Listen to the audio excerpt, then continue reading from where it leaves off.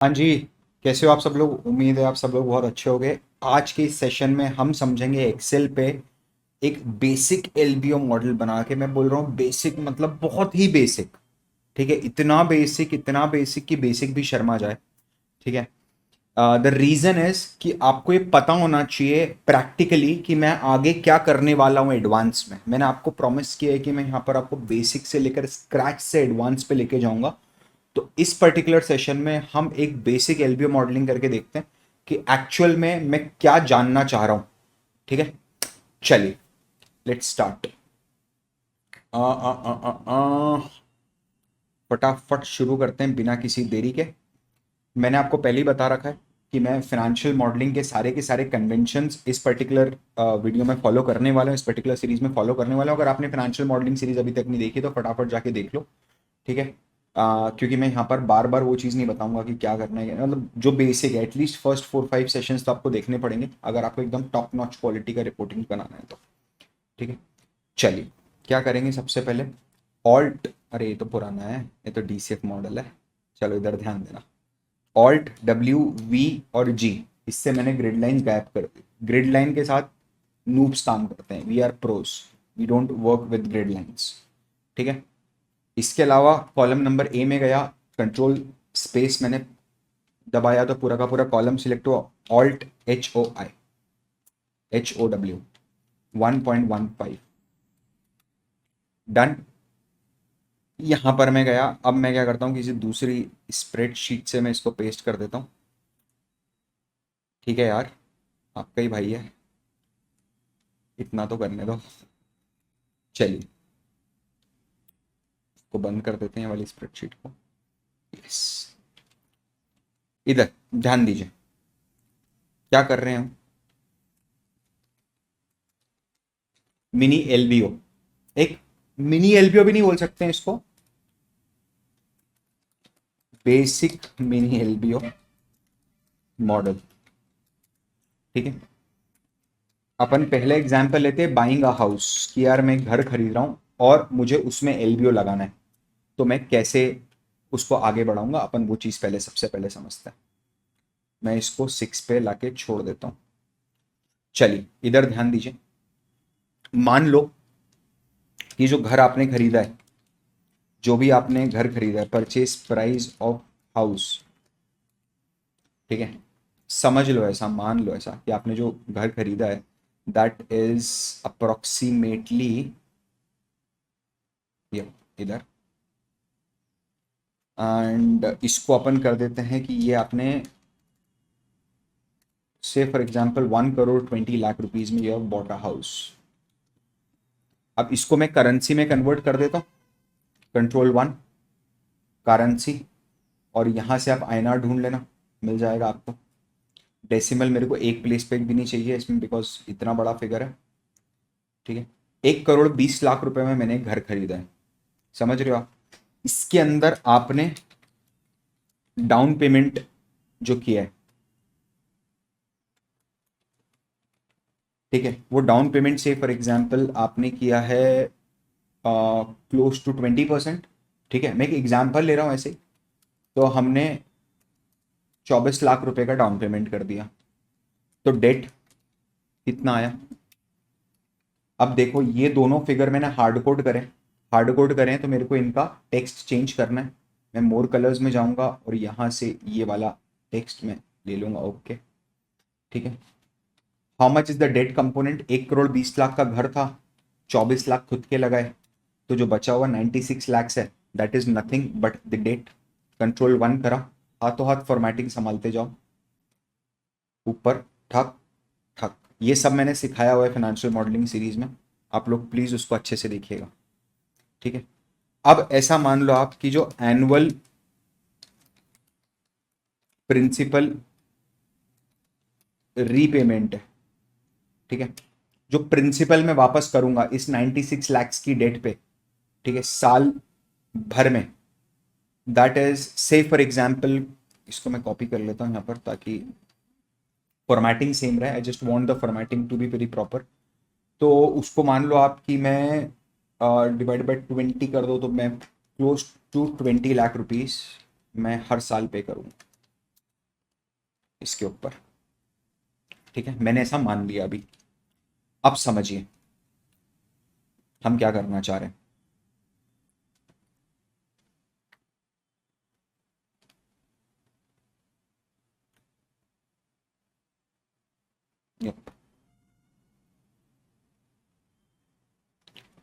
Please understand, year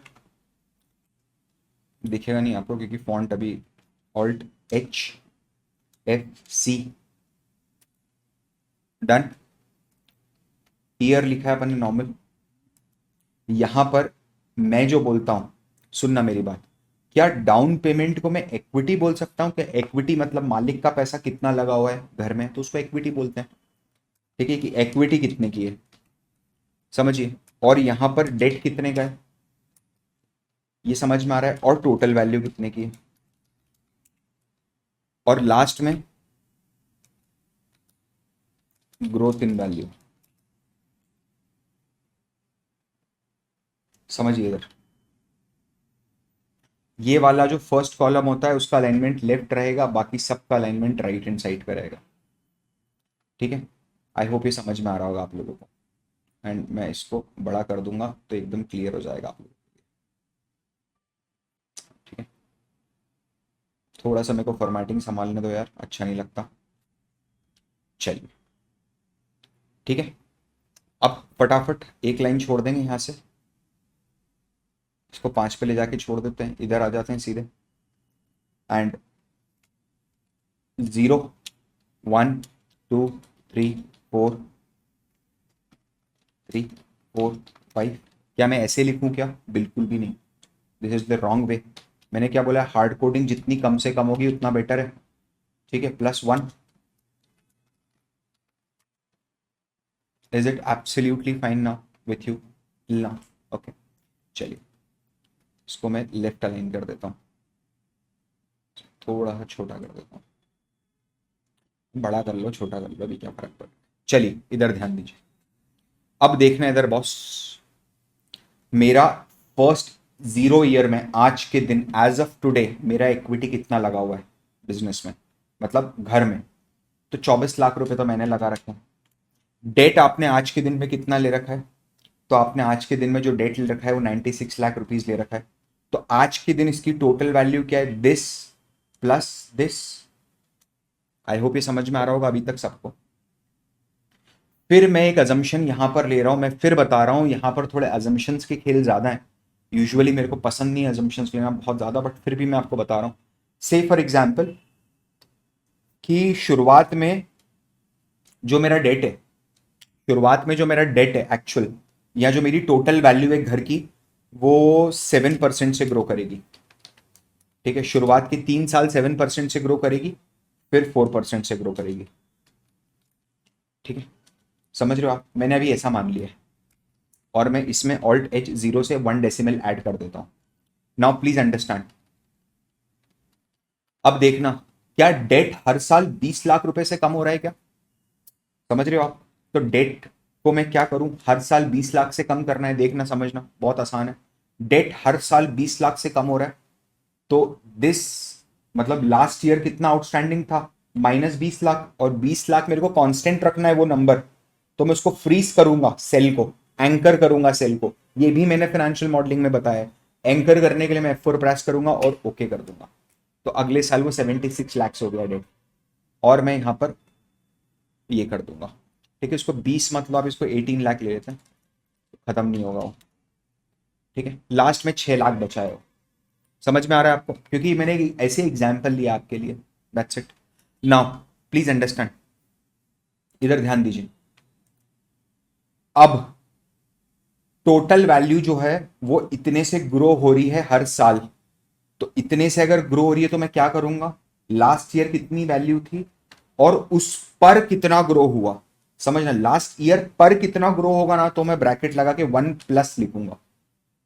ठीक है, और मैं 7 करूंगा कि लास्ट ईयर के मुकाबले 7% और इंक्रीज हुआ। ना लास्ट ईयर पे, बट लास्ट ईयर के मुकाबले और एक्स्ट्रा कितना ऐड हुआ, which I am doing and which is right in front of you. ठीक है, एंड यहां पर Alt+H FP करके मैं नीचे फॉर्मेट पे एंटर कर देता हूँ इसका। क्या ये समझ में आ रहा है कि आप लोगों को, सब लोगों को अभी तक? इसका फॉर्मेटिंग बिल्कुल कांस्टेंट रखेंगे। चलिए समझिए, ये एक काम करते हैं ना, इसमें से अपन करेंसी हटा ही देते हैं, ठीक है। Alt H9, Alt H9, Control 1 करा मैंने, नंबर में गया, कस्टम में गया, ठक, ओके, ठीक है जी, समझ में आया। अब इसको मैं नीचे तक टान दूंगा, तो क्या हो रहा है अभी, लास्ट ईयर की और साइड में ग्रोथ, लास्ट ईयर की और साइड में ग्रोथ, लास्ट ईयर की और साइड में ग्रोथ, लास्ट ईयर की और साइड में ग्रोथ। अब क्या करना है, अब तो बहुत सिंपल है। ये कैसे निकालोगे आप इक्विटी? इक्विटी मतलब टोटल वैल्यू, उसमें से डेट कितना माइनस है और जो बाकी का पैसा है वो मेरा है। मतलब अगर आपको थर्ड ईयर पे घर बेचना है तो 1,47,000, मतलब 1,47,00,000 का घर बिक जाएगा वो, और 42 लाख का डेट होगा उस टाइम पर आपका, तो आप उस डेट को पे करो तो मालिक घर कितना पैसा ले जा सकता है। इक्विटी का मतलब ये होता है कि अगर बिजनेस बंद करना हो, मेरे को घर बेचना हो, तो मैं at the end of the day कितना पैसा घर लेके जा सकता हूं। तो उसके लिए मैं क्या करूंगा, total value minus debt, done. क्या ये समझ में आ रहा है? अभी तक कैसे करा है समझ में आ रहा है? अब देखिए, यहां पर मैं देखता हूं इक्विटी की ग्रोथ, ठीक है, कि इक्विटी की ग्रोथ कितनी हुई है इन INR टर्म्स, रुपी टर्म्स में एब्सोल्यूट ग्रोथ कितनी है इक्विटी की। तो एब्सोल्यूट ग्रोथ अगर आप देखोगे नंबर टर्म्स में तो कितनी हुई है, मेरी इक्विटी 1,53,00,000 की हो गई आज। मतलब इस घर को अगर मैं आज बेचता हूं तो 1,59,000 का बिक, 1,59,000 का बिक जाएगा। 6 लाख का मेरे को रीपेमेंट करना है, तो 1,53,00,000 का मेरा आज इक्विटी है। मैंने शुरुआत कितने से करी थी, मैंने डाला कितना पैसा था, मैंने 24 लाख डाला था, तो आज मेरी इक्विटी है 1,29,00,000। इक्विटी की ग्रोथ अगर आपको परसेंटेज टर्म्स में देखनी है, if you want to check equity growth in percentage terms, how will you check it, कितना परसेंट एब्सोल्यूट ग्रोथ हुआ है, आज वैल्यू कितनी है डिवाइडेड बाय तब वैल्यू कितनी थी, ठीक है। ये इंटर करो और इसको Alt H P कर दो, तो क्लोज टू 637.5%, समझ रहे हो, 6 गुना, 6.3x टाइम्स ऑलमोस्ट मेरा इक्विटी इंक्रीज हुआ है, ऑलमोस्ट ऑलमोस्ट 637% इंक्रीज हुआ है। क्या ये समझ में आया आपको? अब देखना, अब मेरे को निकालना है कि इस पे मेरा IRR कितना बना है। IRR मतलब मेरा इंटरनल रेट ऑफ रिटर्न कितना बना है। समझिए, ये हमने करा हुआ है कवर, मैं बता रहा हूं, मैंने financial modelling, guys please understand this, आप एक बात मेरी समझो यार। आई am not sure why, I am not getting that feeling from you guys, but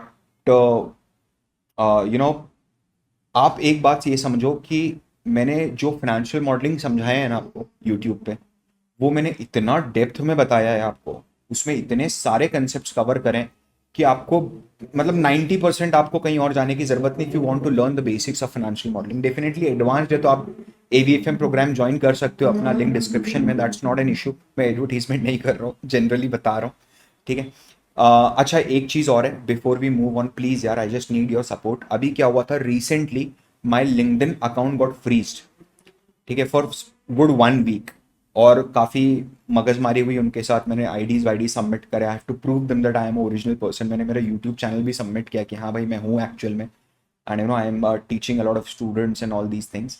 but when the account got revoked, जब अकाउंट वापस आया, ठीक है, जब रिपील हुआ अकाउंट, तो I saw the drop in my follower base by 50,000, I am not kidding, close to 50 to 53,000 का follower drop था मेरा, ऑलरेडी 75,000 क्रॉस हो चुका था follower base, and current follower base just 21,000। क्या बोलने की जरूरत है, क्या करना है आपको, जल्दी से नीचे जाओ, लिंक्डइन पे फॉलो करो अगर अभी तक नहीं करा है तो, ठीक है प्लीज। तो देखिए, मैं क्या करूंगा, यहां पर मैं निकालूंगा इंटरनल रेट ऑफ रिटर्न, कि ये पूरे ट्रांजेक्शन से मैं ईयर ऑन ईयर बेसिस पे कितना पैसा कमा पाया। मतलब ये जो 24 लाख रुपया, 24 लाख रुपए जो मैंने लगाए बिजनेस में, जो मैंने पूंजी लगाई है 24 लाख रुपए की, इसको मैं अगर रिटर्न परसेंटेज टर्म्स में निकालना चाहूं, CAGR टर्म्स में, ईयर ऑन ईयर कितना निकलना है, ठीक है, तो कैसे निकालना है वो समझना, प्लीज अंडरस्टैंड। और यार आपको अगर लग रहा है कि मैं बहुत बोर हो रहा है, तो it is totally up to you, you can just leave it, सीखना है तो सीखो, नहीं तो बाद में किसी को पैसा दे के सीखना। इधर ध्यान से, एक फॉर्मूला है जो हम यूज करते हैं CAGR निकालने के लिए, that is RRI formula. RRI में NPR जो होता है ना, वो बोलता है नंबर ऑफ पीरियड। मेरे नंबर ऑफ पीरियड है 5, ठीक है। I have 5 number of periods over here, my number of period is 5, तो मैं 5 लिखूंगा। प्रेजेंट वैल्यू मतलब स्टार्टिंग वैल्यू कितनी थी, 24 लैक्स। आज कितनी वैल्यू हुई है, this one, 1 lakh 1 crore 53 lakh, bracket close, enter, ठीक है। Alt+H+T 0 0 10, 44.8%, सुनना मेरी बात, ईयर ऑन ईयर बेसिस पे 44.8% का रिटर्न मैंने जनरेट करा इस 24 लाख पे। अगर आपको ऐसे देखना है कि सर क्या एक्चुअल में ऐसा हुआ है, तो आप ऐसे भी समझ लो, इंटू 1+, मैं ऐसे प्रैक्टिकली करके बता रहा हूं आपको दिखाने के लिए that how our formula is absolutely right, okay. And what I'll do is I'll just draw it down till here, and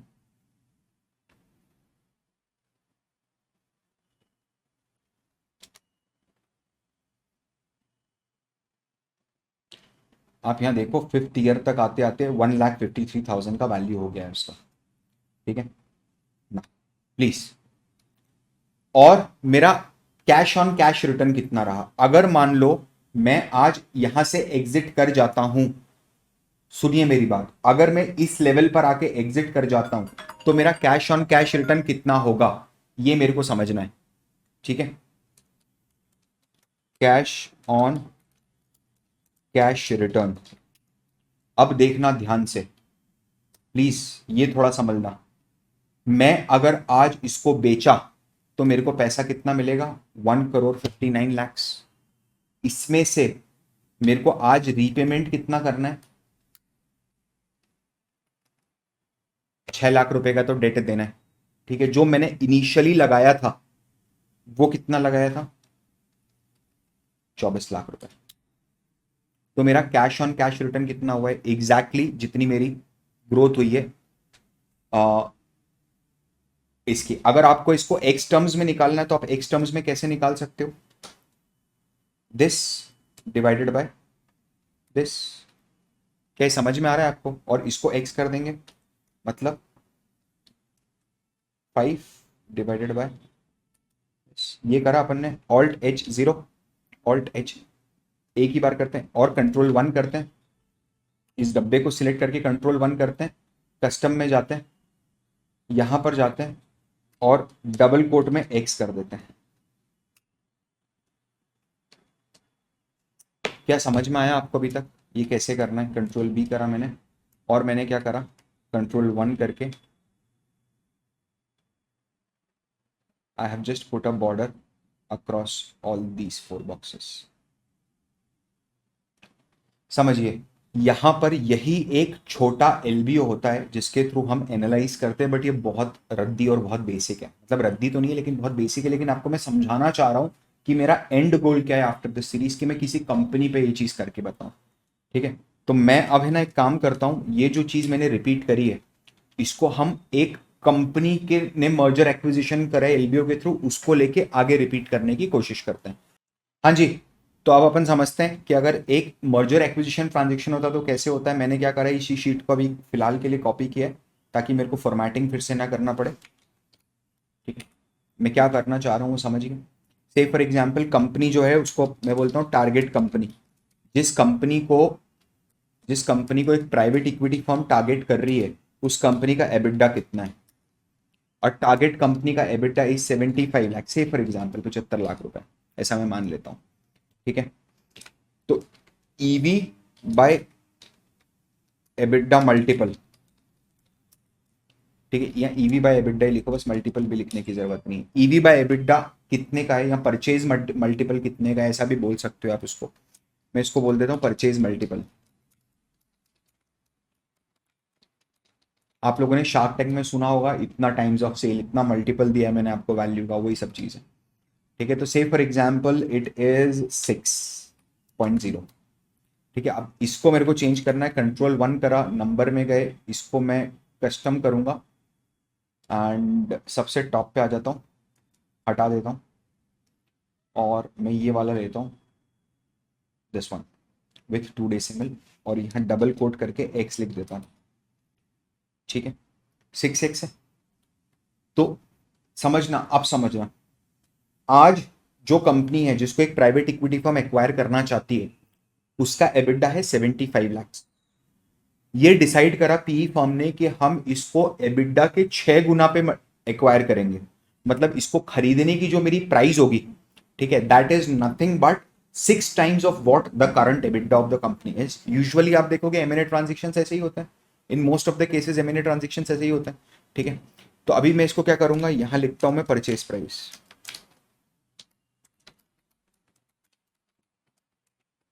purchase price क्या आएगा, दिस मल्टीप्लाइड बाय कितना, पर कितने में टोटल मैंने कितना पे करा है, प्राइवेट इक्विटी फर्म। मैं मतलब, अब मैंने आपको शुरुआत में बोला है मैं मतलब पीई फर्म हो गया।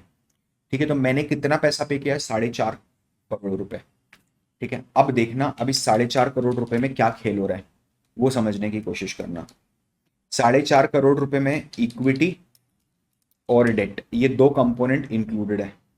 ठीक है, मान लो ऐसा, ऐसा मान लो 1 मिनट के लिए कि मैंने 1,25,1 करोड़ 25 लाख रुपीज मैंने जेब से लगाए। ठीक है, 1,25 लाख रुपए मैंने जेब से लगाए, तो डेट कितना आया होगा, दिस माइनस, क्योंकि इतने में खरीदा है, 1,25 लाख जेब से लगे, तो बाकी का जो बचा हुआ पैसा है वो डेट बैंक से उठाया है मैंने। मैं यहाँ कॉपी करता हूँ इसको, कंट्रोल ऑल्ट वी करके फॉर्मेट इस पे पेस्ट कर देता हूँ। क्या ये चीज़ समझ में आ रही है आपको अभी तक, यहाँ तक बिल्कुल बेसिक है। ठीक है, अब देखो आपकी परसेंटेज, कितना परसेंट फंडिंग मैंने डेट से करी है।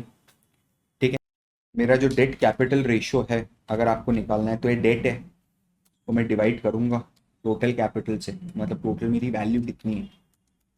ठीक है, या तो टोटल वैल्यू से कर दो या डेट प्लस इक्विटी से कर दो, बात एक ही आएगी। इसको मैं ऑल्ट HP 0 कर देता हूँ। ठीक है, एनुअल प्रिंसिपल रीपेमेंट मैं कितना करूंगा हर साल। मान लो मैंने बोला कि मैं every year I will pay 40 lakh rupees, इसके ऊपर की मेरी औकात नहीं है कि मैं पे कर पाऊँ। ठीक है, एज अ पीई फॉर्म, सुनिए मेरी बात, इसके अंदर कई सारे कॉम्प्लिकेशंस इन्वॉल्व होते हैं।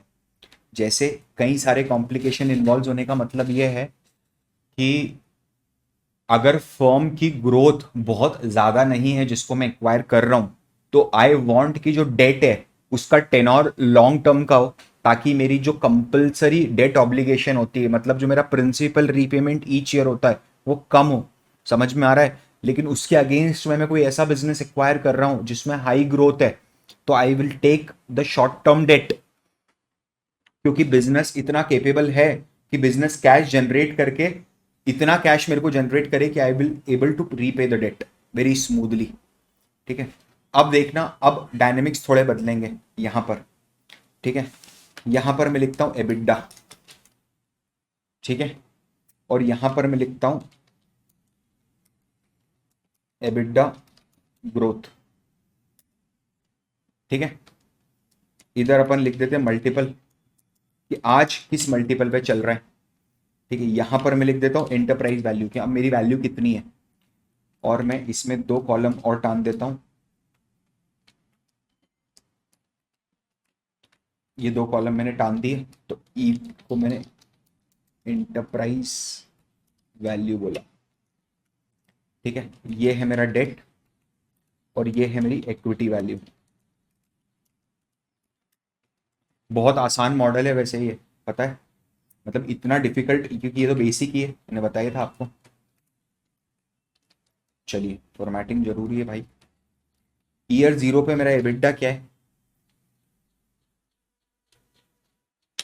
टारगेट कम 75 लाख रुपए का एबिटा है फॉर एग्जाम्पल। ठीक है 75 लाख का फॉर एग्जाम्पल, क्या बोल रहे हो, और ये सब मैं यहां से डिलीट कर देता हूँ। एबिडा की ग्रोथ, अब से फॉर एग्जांपल मान लो कि आप बहुत कंजर्वेटिव अप्रोच पे जा रहे हो, और आप बोल रहे हो कि हमारा एबिडा तो 3.5% से ही ग्रो होगा।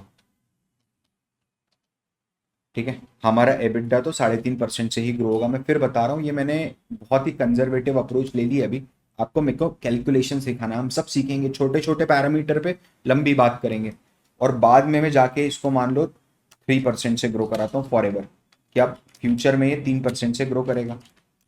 ठीक है, नाउ प्लीज अंडरस्टैंड, इधर ध्यान दीजिए। तो कैसे करेंगे इसको? This multiplied by 1 plus this. क्या समझ में आ रहा है आपको कैसे करना है? Are you getting my point over here till here? ठीक है, चलिए। डेट, मेरा आज डेट कितना है? My date today is this, so my equity value is this. ये मेरी इक्विटी वैल्यू है। ये कैलकुलेशन तो हमने पहले ही करा हुआ है। डेट हर साल, मतलब पहले ने लास्ट शीट में, हर साल डेट कितना कम हो रहा है मेरा, इसको F4 से एंकर कर दो। आखिरी में आते आते 1,25,00,000 का डेट मेरा बच रहा है। इक्विटी वैल्यू कितनी हो रही है? इक्विटी वैल्यू, ठीक है, तो वो समझ लेंगे 1 मिनट के लिए। आप प्लीज अंडरस्टैंड, मेरा आज मल्टीपल कितना है? मेरा आज मल्टीपल जो है दैट इज नथिंग बट 6%। ठीक है, मैं ऐसा मानता हूं, और मैं इसकी फॉर्मेटिंग भी पेस्ट कर देता हूं यहाँ पर, ताकि Alt H, ठीक है, ये हमेशा, क्योंकि this is not hard coded ना, तो 6x है। ठीक है, मैं मानता हूं कि मेरा मल्टीपल जो है ना वो एकदम स्लाइटली ग्रो होगा, और कोई बहुत ज़्यादा उसके अंदर प्रॉब्लम नहीं आएगी। तो 6.2% से ग्रो हो रहा है। ठीक है, 6.5% से ग्रो हो रहा है आगे फ्यूचर में फॉर एवर। ठीक है, और मैं इसको, क्योंकि मैंने हार्ड कोड किया है, तो मैं इसकी फॉर्मेट पेंटिंग में जाके ये वाला फॉर्मेट इसको हार्ड कोड करता हूँ, ताकि समझ में आए कि मैंने हार्ड कोड किया। और सिमिलरली इसको भी मैं हार्ड कोड कर देता हूँ मेरे इससे। समझ में आ रहा है आपको? ये क्लियर है बिल्कुल? तो अब देखो, अगर आज मेरे को इंटरप्राइज वैल्यू निकालना हो कंपनी की, तो मैं कैसे निकालूंगा? Multiple into EBITDA. तो ये मेरी इंटरप्राइज वैल्यू आ गई क्या? बिल्कुल इंटरप्राइज वैल्यू आ गई सर, कैसी बात कर रहे हो? ठीक है, तो वैसे ही क्या मेरी फ्यूचर में इंटरप्राइज वैल्यू निकल जाएगी क्या? क्योंकि बिजनेस की ग्रोथ हो रही है, और मैं मान रहा हूं कि मल्टीपल मेरा इतना हो रहा है। आप समझना, मैं फिर बता रहा हूं आपको, यहां पर आपको थोड़ा सा कंफ्यूजन हो सकता है, but this is how the real world works. आपको अजम्पशंस लेने पड़ते हैं, you have to draw assumptions. मेरे पास इंटरप्राइज वैल्यू है कि आज अगर मैं ये कंपनी से एग्जिट करना चाहूं, तो मैं कितने टाइम्स पे एग्जिट करूंगा। मतलब मैंने अगर 6 टाइम्स पे उसको खरीदा है, 6 टाइम्स ऑफ एबिटा पे खरीदा है, तो मैं कितने पे एग्जिट करने की कोशिश कर रहा हूं, या मेरी क्या पॉलिसी है as a equity, private equity firm, what is my policy on how much I will exit. तो say for example I exit at 6.5 times of EBITDA, तो मैंने वो चीज यहां लिखी है। तो अगर आपको आज कंपनी से एग्जिट करना है, मतलब आफ्टर 1 ईयर, तो you will get 5,04,56,250 rupees from the market. You have to repay the debt of 2,85,00,000. What is remaining is yours. You can take home. मालिक का पैसा घर लेके जाएगा मालिक। देखो, आप 1 साल के अंदर पैसे में आप जंप देख रहे हो कैसा आ रहा है। ये कमाल होता है जब आप डेट को इन्फ्यूज करते हो। यही कमाल होता है जब आप डेट को इन्फ्यूज करते हो। तो लेवरेज है ना, मैंने बोला leverage is a double edge sword. ये आपके रिटर्न्स को एक्सपोनेंशियली बढ़ाएगा, बट वैसे ही लॉसेस को भी एक्सपोनेंशियली बढ़ाएगा। ठीक है, नाउ प्लीज अंडरस्टैंड, कितना ग्रोथ हुआ है मेरा आज? इतना है। स्टार्ट मैंने कितने से करा था?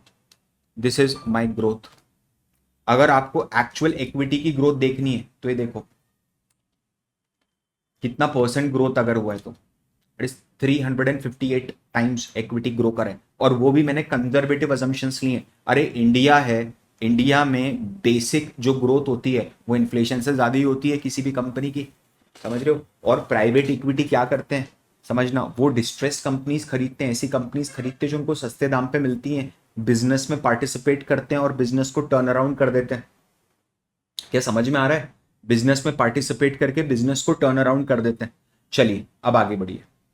इंटरनल रेट ऑफ रिटर्न मेरा कितना निकला? अब इंटरनल रेट ऑफ रिटर्न जब आप निकालोगे, तो how would you calculate the internal rate of return? You will calculate it, you know very well. RRI करूंगा मैं, आरआरआई का फॉर्मूला लगाऊंगा, और इक्विटी वैल्यू पे जाऊंगा, एबिडा पे नहीं जाऊंगा। एबिडा का इंट्रोडक्शन आया है बिकॉज कंपनी है, लास्ट एग्जाम्पल जो हमने हाउस का करा था उसमें एबिडा का इंट्रोडक्शन नहीं था, बिकॉज वो कंपनी नहीं थी, that was a house, right? तो वहां क्या एबिडा? ठीक है, तो मेरा टोटल पीरियड कितना है? 5 years। स्टार्टिंग वैल्यू कितनी है? Present value is starting value in this formula 1 crore 25 lakhs। What is the end value? 4 crores 48 lakhs into 29% से मेरा ये इन्वेस्टमेंट ग्रो करा है 5 साल में।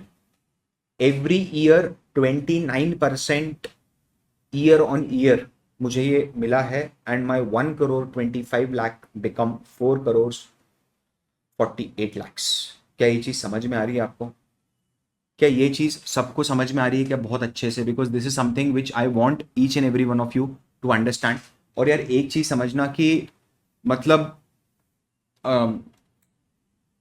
चलो एनीवेज, ज्यादा इमोशनल मत करो मेरे को, ठीक है? इक्विटी डिवाइडेड बाय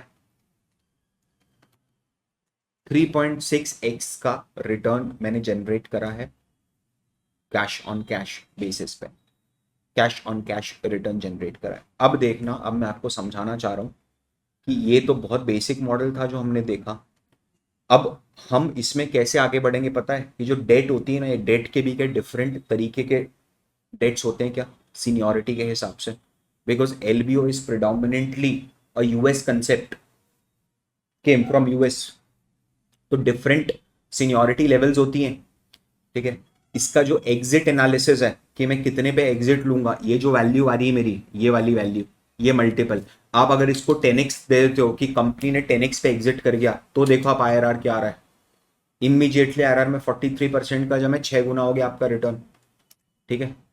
क्या आपको समझ में आ रहा है? ये सब चीजें हम डेप्थ में समझेंगे, और मैं कोशिश करूंगा कि मैं तो डेफिनेटली आपको बताऊंगा ही बताऊंगा कि एक्चुअल एक ओरिजिनल ट्रांजेक्शन लेके हम पूरा एलबीओ रन करेंगे। बट मैं कोशिश करूंगा कि मैं हिस्टोरिकल जो ट्रांजेक्शन हुए हैं उनके कुछ डेटा सेट अगर कहीं से जुगाड़ पाता हूं तो जुगाड़ के आप लोगों को दे दूं, ताकि आप मल्टीपल डिफरेंट ट्रांजेक्शन के ऊपर उसको प्रैक्टिस कर पाओ। Now guys, please understand one thing. अगर आपको अभी तक काम बहुत पसंद आ रहा है, ठीक है, अगर आपको लग रहा है कि मैं आपकी ठीक ठाक मेंटरिंग कर रहा हूँ, तो आप प्लीज प्लीज प्लीज नीचे जाओ, लाइक ठोको इस पे। आई डोंट नो, बस कैसे भी करके मेरे को चाहिए कि इस पे 800 लाइक्स हो जाए। मैं लालची हूँ लाइक्स का, आप ऐसा समझ लो, ठीक है? आप अगर चाहते हो कि आपका भी नेटवर्किंग बहुत स्ट्रांग हो, लिंक्डइन गेम बहुत स्ट्रांग हो, तो आप हमारा अपकमिंग लिंक्डइन कोहर्ट ज्वाइन कर सकते हो। इक्विटी रिसर्च कोहर्ट भी हम लोग जल्दी लेके आ रहे हैं, अगर आप चाहते हो तो आप वो भी ज्वाइन कर सकते हो, ठीक है? एंड आप कमेंट में मेरे को फीडबैक दे सकते हो कि आपको मेरा काम कैसा लग रहा है। थोड़ी सी अपनी बड़ाई सुनना किसी को पसंद नहीं है, ठीक है? That's it, and I will see you soon. Bye bye. This is Parth Verma signing off. और हाँ, ये मैं आपको दे दूंगा फाइल नीचे डिस्क्रिप्शन में।